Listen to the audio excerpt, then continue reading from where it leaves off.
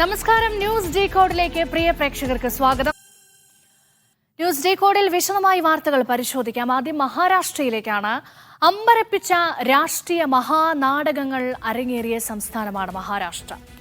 രാഷ്ട്രീയ ചാണക്യന്മാരുടെ ചതുരംഗ പലകയെന്ന മഹാരാഷ്ട്രയെക്കുറിച്ച് രാഷ്ട്രീയ നിരീക്ഷകർ പറയാറുണ്ട്. തെരഞ്ഞെടുപ്പിലേക്ക് മഹാരാഷ്ട്ര കടക്കാനിരിക്കുമ്പോൾ രാഷ്ട്രീയ കൗതുകവും ആകാംക്ഷയും ചെറുതൊന്നുമല്ല.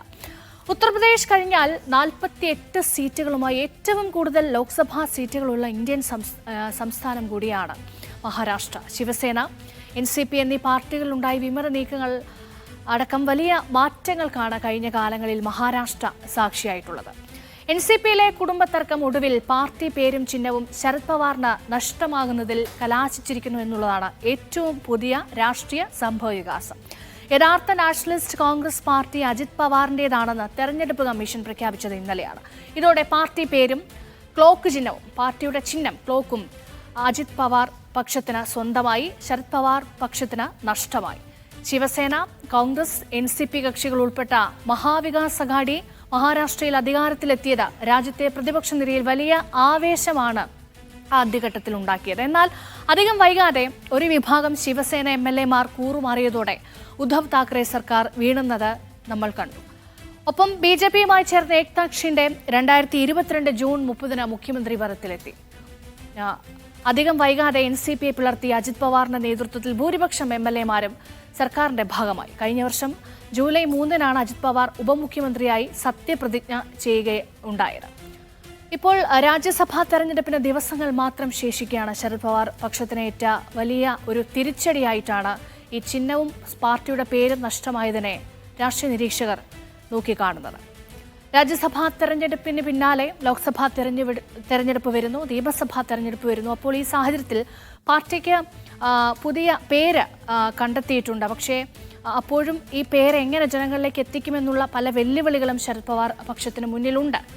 തെരഞ്ഞെടുപ്പ് കമ്മീഷന്റെ വിധി ശരത് പവാർ വിഭാഗം മുൻകൂട്ടി കണ്ടിരുന്നെന്നും ചില പേരുകൾ പാർട്ടിക്കുള്ളിൽ ചർച്ച ചെയ്തിരുന്നുവെന്നും അത് നേരത്തെ വിശദമായ ചർച്ചകളൊക്കെ നടന്നു എന്നും പാർട്ടിയോട് അടുത്ത വൃത്തങ്ങൾ പറയുന്നുണ്ട്. അപ്പോൾ ഇന്നിപ്പോൾ പുതിയ പേര് ശരത് പവാർ പക്ഷം മുന്നോട്ട് വെച്ച പുതിയ പേര് തെരഞ്ഞെടുപ്പ് കമ്മീഷൻ അംഗീകരിച്ചിട്ടുണ്ട്. വിശദാംശങ്ങൾ നോക്കാം. എത്ര MLA-മാരുടെ പിന്തുണ ശരത് പവാർ പക്ഷത്തിനുണ്ട് എന്ന് നമുക്ക് വളരെ വേഗത്തിലൊന്ന് നോക്കാം. ശരത് പവാർ പക്ഷത്തിന് 12 MLA-മാരുടെ പിന്തുണയാണ് ഉള്ളത്. പുതിയ പേര് തെരഞ്ഞെടുപ്പ് കമ്മീഷൻ അംഗീകരിച്ചിട്ടുണ്ട്. നാഷണൽ കോൺഗ്രസ് പാർട്ടി ശരത് ചന്ദ്ര പവാർ എന്നാണ് പുതിയ പാർട്ടിയുടെ പേര്. അതായത് നാഷണൽ കോൺഗ്രസ് പാർട്ടി അങ്ങനെ NCP അങ്ങനെ തന്നെ നിലനിർത്തി അതിനൊപ്പം ഒരു സർനെയിം ചേർക്കുകയാണ് ഉണ്ടായത്. നാഷണൽ കോൺഗ്രസ് പാർട്ടി ശരത് ചന്ദ്ര പവാർ, അതാണ് പുതിയ പാർട്ടിയുടെ പേര്.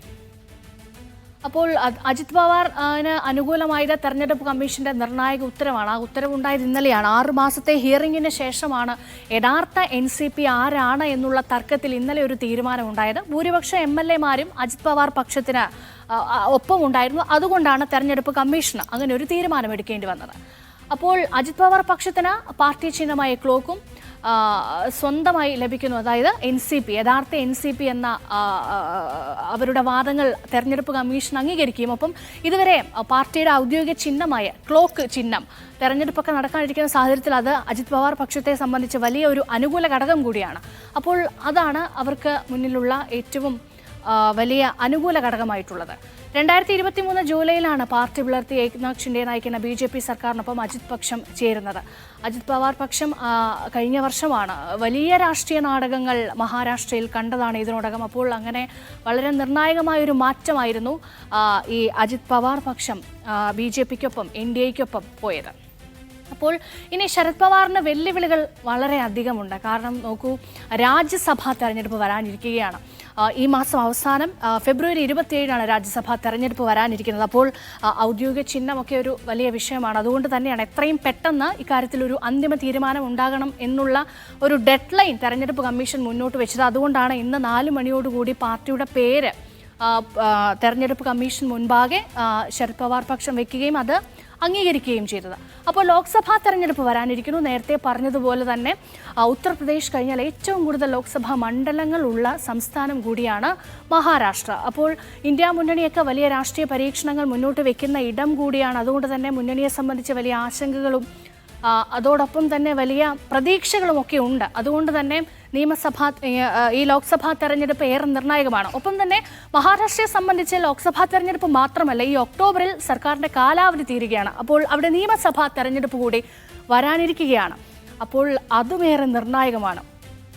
അപ്പോൾ നോക്കൂ, ഇതുവരെ പിന്തുടർന്ന് പോകുന്ന ഒരു ചിഹ്നം നഷ്ടമാകുമ്പോൾ ശരത് പവാറിന് മുന്നിലുള്ള വെല്ലുവിളിയും അതാണ്. ഈ ഗ്രാമീണ മേഖലയിലൊക്കെ ആളുകൾ എപ്പോഴും നമുക്കറിയാം, ഈ പ്രായമായ ആളുകളൊക്കെ ഒരുപക്ഷെ ഈ പേരിനേക്കാൾ അധികം ഈ രാഷ്ട്രീയ പാരമ്പര്യമുള്ള അല്ലെങ്കിൽ അടിയുറച്ച് പാർട്ടി വിശ്വസിക്കുന്ന ആളുകളൊക്കെ ഒരുപക്ഷെ സ്ഥാനാർത്ഥിയുടെ പേരിനേക്കാളൊക്കെ എപ്പോഴും കൂടുതലായി ചിഹ്നം നോക്കിയാണ് വോട്ട് ചെയ്യുന്നത്. അപ്പോൾ ഈ ഗ്രാമീണ മേഖലയിലൊക്കെ ഈ ക്ലോക്ക് ചിഹ്നം നഷ്ടപ്പെട്ടത് തങ്ങൾക്ക് തിരിച്ചടിയാകുമോ, ഈ കുറഞ്ഞ സമയത്തിനുള്ളിൽ ഈ ചിഹ്നം, പുതിയ ചിഹ്നം എല്ലാവരിലേക്കും എത്തിക്കാൻ കഴിയുമോ എന്നുള്ള ആശങ്കകളൊക്കെ നിലനിൽക്കുന്നുണ്ട്. ഒപ്പം നിയമ പോരാട്ടത്തിന് കൂടി ശരത് പവാർ ഒരുങ്ങുന്നുണ്ട്. അപ്പോൾ തെരഞ്ഞെടുപ്പ് കമ്മീഷന്റെ തീരുമാനം ഏകപക്ഷീയമായി പോയി എന്നുള്ള ഒരു വാദമാണ് ഉന്നയിക്കുന്നത്. അപ്പോൾ തെരഞ്ഞെടുപ്പ് കമ്മീഷന്റെ പ്രഖ്യാപനത്തിനെതിരെ സുപ്രീം കോടതിയിലേക്ക് പോയിരിക്കുകയാണ്. പക്ഷേ മറുപക്ഷത്ത് തടസ്സ ഹർജിയുമായി അജിത് പവാർ പക്ഷവും കോടതിയിലുണ്ട്. അപ്പോൾ നോക്കൂ, ഈ നിയമ പോരാട്ടം തുടങ്ങുമ്പോൾ ഒരു പക്ഷേ അന്തിമ വിജയം ആർക്കാണ് എന്ന് ഇപ്പോൾ നമുക്ക് പറയാനാവില്ല. പക്ഷേ അതിലൊരു നിരാശ ശരത് പവാർ പക്ഷത്തെ സംബന്ധിച്ചുള്ളത്, നിയമ പോരാട്ടം അധികകാലം നീണ്ടുപോകുമെന്നുള്ളത് ഉറപ്പാണ്. എന്താണെങ്കിലും സുപ്രീം കോടതിയിൽ പെട്ടെന്നൊരു വിധി ഇക്കാര്യത്തിൽ വരാൻ കഴിയില്ല. അപ്പോൾ തെരഞ്ഞെടുപ്പിന് മുൻപ് വരാനിരിക്കുന്ന രാജ്യസഭാ തെരഞ്ഞെടുപ്പ്, ലോക്സഭാ തെരഞ്ഞെടുപ്പ്, ഒരുപക്ഷെ നിയമസഭാ തെരഞ്ഞെടുപ്പിന് മുൻപ് ഒരു തീരുമാനം വന്നേക്കാം. പക്ഷേ ആദ്യ 2 തെരഞ്ഞെടുപ്പുകളിൽ സുപ്രീം കോടതിയിൽ നിന്നൊരു പെട്ടെന്നുള്ളൊരു വിധി ഉണ്ടാകില്ല. വളരെ കോംപ്ലിക്കേറ്റഡ് ആയിട്ടുള്ള വാദങ്ങളൊക്കെ കേൾക്കേണ്ടി വരും. അതുകൊണ്ട് ഈ സുപ്രീം കോടതിയിലെ നിയമ നടപടികൾ നീണ്ടുപോകാൻ സാധ്യതയുണ്ട്. അതുകൊണ്ട് ഒരുപക്ഷെ ഈ ശരത് പവാർ പക്ഷം ഒരു അനുകൂല തീരുമാനം പെട്ടെന്ന് കോടതിയിൽ നിന്ന് പ്രതീക്ഷിക്കുന്നില്ല. അത് പക്ഷേ അത് നിയമ പോരാട്ടങ്ങൾക്ക് തടസ്സമാകുന്നില്ല. നിയമ പോരാട്ടവുമായി തന്നെ അവർ മുന്നോട്ട് പോവുകയാണ്. ഇന്നെന്താണെങ്കിലും നാഷണലിസ്റ്റ് കോൺഗ്രസ് പാർട്ടി ശരത് ചന്ദ്ര പവാർ എന്ന പുതിയ പേര് തങ്ങളുടെ പക്ഷത്തിന് പേരിട്ടിട്ടുണ്ട്. അതുമായി മുന്നോട്ട് പോവുകയാണ്. അപ്പോൾ ഇനി നമുക്ക് ഇതുമായി ബന്ധപ്പെട്ട കൂടുതൽ പ്രതികരണങ്ങളിലേക്ക് പോകേണ്ടതുണ്ട്. കേന്ദ്ര തെരഞ്ഞെടുപ്പ് കമ്മീഷൻ തീരുമാനം യുക്തിരഹിതമാണെന്നാണ് NCP സംസ്ഥാന അധ്യക്ഷൻ PC ചാക്കോ ഇന്ന് മീഡിയ വണ്ണിനോട് പ്രതികരിച്ചത്. അദ്ദേഹത്തിനൊപ്പം ധനസുമോർ ചേരുന്നുണ്ട്. അദ്ദേഹത്തിന് എന്തൊക്കെ കാര്യങ്ങൾ പറയാനുണ്ട് എന്ന് കേൾക്കാം. NCPയിലെ പുതിയ സംഭവവികാസങ്ങളുടെ പശ്ചാത്തലത്തിൽ സംസ്ഥാന അധ്യക്ഷനായ PC ചാക്കോ നമ്മോടൊപ്പം ചേരുകയാണ്. ഈ ശിവസേനയ്ക്കുണ്ടായ അതേ ഒരു ഗതി തന്നെയാണ് ഇപ്പോൾ ഉണ്ടായിരിക്കുന്നത്. എങ്ങനെയാണ് നിങ്ങളുടെ ഒരു അടുത്ത നീക്കം? സുപ്രീം കോടതിയിലേക്ക് നീങ്ങുന്ന ഒരു കാര്യങ്ങളടക്കം എങ്ങനെയൊക്കെയാണ് കൂടിയാലോചിക്കുന്നത്? ഞങ്ങൾ ഇന്ന് രാവിലെ അധ്യക്ഷന്റെ സാന്നിധ്യത്തിൽ കൂടിയിരുന്നു. ശ്രീ പവാറിന്റെ സാന്നിധ്യത്തിൽ മുതിർന്ന നേതാക്കൾ കൂടിയിരുന്നു. ഇന്ന് ഞങ്ങൾ തീരുമാനിച്ചത് അടിയന്തരമായി സുപ്രീം കോടതിയിൽ ഒരു അപ്പീൽ സമർപ്പിക്കുക എന്നുള്ളതാണ്. അതിൻ്റെ അപ്പീലൊക്കെ തയ്യാറായിട്ടുണ്ട്. ശ്രീ മനു അഭിഷേക് സിംഗ്വി ഇന്ന് അത് കോടതിയിൽ ഫയൽ ചെയ്യുകയാണ്. അപ്പോൾ തെരഞ്ഞെടുപ്പ് കമ്മീഷന്റെ തീരുമാനം വളരെ അനീതിയാണ്, അല്ലെങ്കിൽ തെറ്റാണെന്ന് സാധാരണക്കാർ പോലും പറയുന്ന ഒരു സംഭവമാണിത്. 1978 കോൺഗ്രസുമായുള്ള അഭിപ്രായ വ്യത്യാസത്തെ തുടർന്ന് ശ്രീ ശരത് പവാർ രൂപീകരിച്ച പാർട്ടിയാണ് NCP. ആ പാർട്ടി ശരത് പവാറിൻ്റെതല്ല എന്നാണ് തെരഞ്ഞെടുപ്പ് കമ്മീഷൻ പറയുന്നത്. ശ്രീ പീതാംബരം മാസ്റ്റർ തെരഞ്ഞെടുപ്പ് റിട്ടേണിംഗ് ഓഫീസറായി താൽക്കത്തോറ സ്റ്റേഡിയത്തിൽ വെച്ച് ഇന്ത്യ മുഴുവനുള്ള പ്രതിനിധികൾ വന്ന് ശരത് പവാറിനെ പ്രസിഡന്റായിട്ട് തെരഞ്ഞെടുത്തതാണ്. ആ ഓർഗനൈസേഷണൽ മജോറിറ്റി കണക്കാക്കിയിട്ടില്ല. മഹാരാഷ്ട്രയിലെ കുറേ MLA-മാരുടെ എണ്ണം വെച്ചിട്ട് അതൊരു ലെജിസ്ലേറ്റീവ് മജോറിറ്റി ആണെന്ന് പറയുന്നത് തന്നെ എത്രയോ ജടിലമായൊരു വാദമാണ്. പാർലമെന്റിൽ 4 MP-മാരുണ്ട്, ലോക്സഭയിൽ 3 പേര് ഞങ്ങളുടെ കൂടെയാണ്, രാജ്യസഭയിൽ 4 പേരുണ്ട്, 3 പേര് ഞങ്ങളുടെ കൂടെയാണ്. ഇതെല്ലാം വെച്ചിട്ട് പോലും തെറ്റായൊരു തീരുമാനം ഇലക്ഷൻ കമ്മീഷൻ എടുത്തു. പക്ഷേ ഇത് ഞങ്ങൾ പ്രതീക്ഷിച്ചതാണ്. കാരണം ഈ ഇലക്ഷൻ കമ്മീഷൻ ഗവൺമെന്റിന്റെ ഒരു അജ്ഞാനവൃത്തിയായിട്ടല്ലാതെ ഒരു ഫെയർ ഡിസിഷൻ എടുക്കും എന്ന് ഞങ്ങൾ കരുതിയില്ല. ഇപ്പോൾ അതിനെതിരായ ഒരു അപ്പീൽ കൊടുക്കും. ആ അപ്പീലിൽ സ്റ്റേ കിട്ടുകയാണെങ്കിൽ നല്ലത്. അല്ലെങ്കിലും ഞങ്ങൾ വിചാരിക്കുന്നത് ഒരു പാർട്ടി എന്ന് പറയുന്നത് പാർട്ടിയുടെ ചിഹ്നമോ കൊടിയോ ഒന്നുമാണ് ഞങ്ങൾ വിചാരിക്കുന്നില്ല.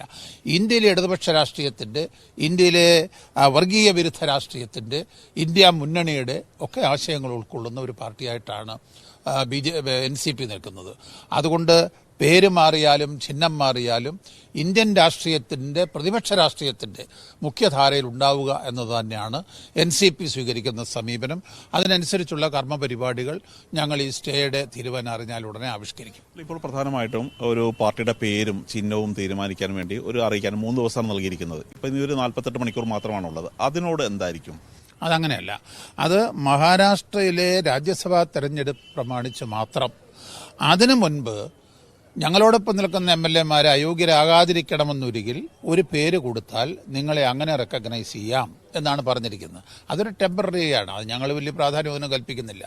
ഞങ്ങളൊരു ലെറ്റർ കൊടുക്കുന്നുണ്ട് ഇലക്ഷൻ കമ്മീഷനിൽ നിന്ന്. അതല്ല, ഈ ശിവസേനയുടെ ഈ അമ്പുമില്ലുമായിരുന്നു അവിടെ ഒരു പ്രധാന ഒരു ചിഹ്നം ഉണ്ടായിരുന്നു. അതുപോലെ തന്നെ ക്ലോക്ക് NCPയുടെ ചിഹ്നമാണ്. ഈ എപ്പോഴും എല്ലാ രാഷ്ട്രീയ പാർട്ടികൾക്കും അവരവരുടെ ചിഹ്നങ്ങൾ പ്രധാനപ്പെട്ടതാണ്. ക്ലോക്ക് സ്വീകരിക്കുന്നതിന് മുൻപ് NCPക്ക് വേറൊരു ചിഹ്നം ഉണ്ടായിരുന്നു. അതിനു മുൻപ് കോൺഗ്രസ് എസിന് വേറൊരു ചിഹ്നമുണ്ടായിരുന്നു. ഇന്ത്യൻ നാഷണൽ കോൺഗ്രസിന് 9 പ്രാവശ്യം ചിഹ്നം മാറിയിട്ടുണ്ട്. ചിഹ്നം മാറുമ്പോഴും അത് ജനങ്ങളുടെ മനസ്സിൽ ഒരു പുതിയ ചലനമാണ് ഉണ്ടാക്കുന്നത്. അതുകൊണ്ട് ചിഹ്നം പോയി, അതുകൊണ്ട് ഞങ്ങളുടെ പാർട്ടി പോയി എന്ന് ഞങ്ങൾ കരുതുന്നില്ല. ഇന്ത്യയിൽ 24 തെരഞ്ഞെടുപ്പ്, അതിലെ പ്രതിപക്ഷ സഖ്യം, അതിലെ വർഗീയ വിരുദ്ധ ചേരിയുടെ കൂടെ, കേരളത്തിൽ ഇടതുപക്ഷ മുന്നണിയോടൊപ്പം, ഇതാണ് അതിനകത്ത് ഞങ്ങൾക്ക് ഒരു സംശയമില്ലാത്തിടത്തോളം കാലം ഈ തരത്തിലുള്ള ചെറിയ സെറ്റ് ബാക്കുകളൊന്നും ഒരു പ്രശ്നമല്ല. നാളെ നടക്കുന്ന അതാണ് PC ചാക്കോ പറയുന്നത്. എന്താണെങ്കിലും രാഷ്ട്രീയ നിരീക്ഷകർ ഒന്നടങ്കം മഹാരാഷ്ട്രയിലെ രാഷ്ട്രീയ നീക്കങ്ങളെ വിലയിരുത്തുന്നുണ്ട്. തെരഞ്ഞെടുപ്പ് പടിവാതിൽക്കൽ എത്തി നിൽക്കുമ്പോൾ ഇന്ത്യൻ രാഷ്ട്രീയം ഇതുവരെ കണ്ടതിൽ വെച്ച് ഏറ്റവും വലിയ രാഷ്ട്രീയ പരീക്ഷണങ്ങൾക്ക് കൂടി മുന്നണികൾ ഒരുങ്ങി നിൽക്കുകയാണ്. അപ്പോൾ ഈ ഇന്ത്യ മുന്നണിയെ സംബന്ധിച്ച മുന്നണിയുടെ ഏറ്റവും പ്രധാനപ്പെട്ട നേതാക്കളിൽ ഒരാൾ കൂടിയാണ് ശരത് പവാർ. അതുമാത്രമല്ല, ഈ പാർട്ടിയും ചിഹ്നവും നഷ്ടപ്പെട്ട മറ്റൊരാൾ കൂടി ഈ സംഘത്തിനൊപ്പമുണ്ട്. ഉദ്ധവ് താക്കറെ ഇന്ത്യ ബ്ലോക്കിൽ തുടരുന്നുണ്ട്. അപ്പോൾ മഹാരാഷ്ട്രയിൽ ശരത് പവാർ പക്ഷം ഉദ്ധവ് താക്കറെയുടെ ശിവസേനയുമായും കോൺഗ്രസുമായും സഖ്യം തുടരുമെന്നാണ് പ്രതീക്ഷിക്കുന്നത്. വരുന്ന തെരഞ്ഞെടുപ്പ് താക്കറേക്കും പവാറിനും രാഷ്ട്രീയ മികവ് പരീക്ഷിക്കാനുള്ള ഒരു പരീക്ഷണശാല കൂടിയാകും എന്നുള്ള കാര്യത്തിൽ യാതൊരുവിധ തർക്കങ്ങളുമില്ല. ശരത് പവാർ ക്യാമ്പിലെ നേതാക്കൾ ഇപ്പോഴും അവകാശപ്പെടുന്നത് സംസ്ഥാനത്ത് കൂടുതൽ ക്യാമ്പുകളും ശരത് പവാർ പക്ഷത്തിനൊപ്പമാണ് എന്നാണ്. വരും ദിവസങ്ങളിലും ഈ രാഷ്ട്രീയ നീക്കങ്ങൾ തുടരും. നമുക്ക് കാത്തിരുന്ന് കാണാം.